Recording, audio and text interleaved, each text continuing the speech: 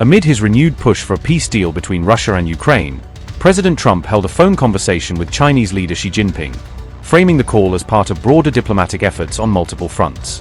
However, despite the focus on Ukraine, the Taiwan issue featured prominently in their November 24 discussion, with both sides highlighting the island as a central point of tension in the relationship.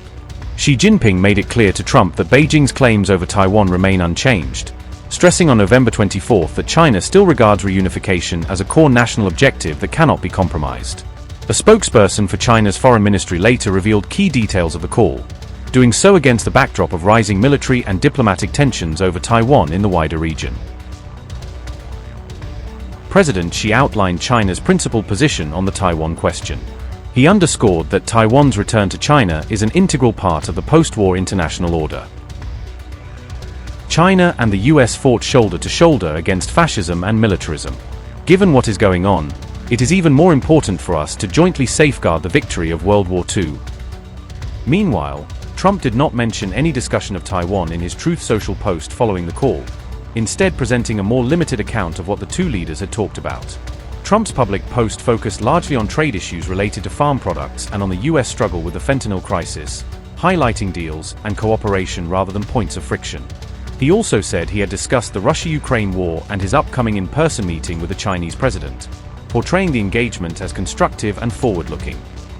At the same time, Trump's spokesperson was asked whether the president was seeking Xi's help to secure a Ukraine peace deal, raising questions about how deeply China might be involved in the process.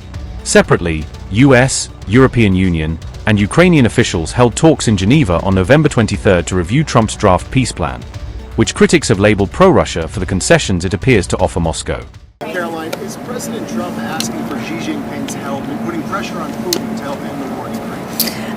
I won't get into the details of the conversation this morning other than what the president put out on Truth Social. He put out his own readout of that, and I will leave it to that. But I did speak with him about the call. It lasted about an hour, and it was a very positive call. The focus of the call was really Russia-Ukraine did come up, but the focus was mainly on the trade deal that we are working on with China and those relations and how they are moving in a positive direction. The president also addressed our farmers, and we are pleased with what we've seen from the Chinese, and they feel the same way. And the president and President Xi discussed continuing to stay in correspondence following their very productive meeting in South Korea.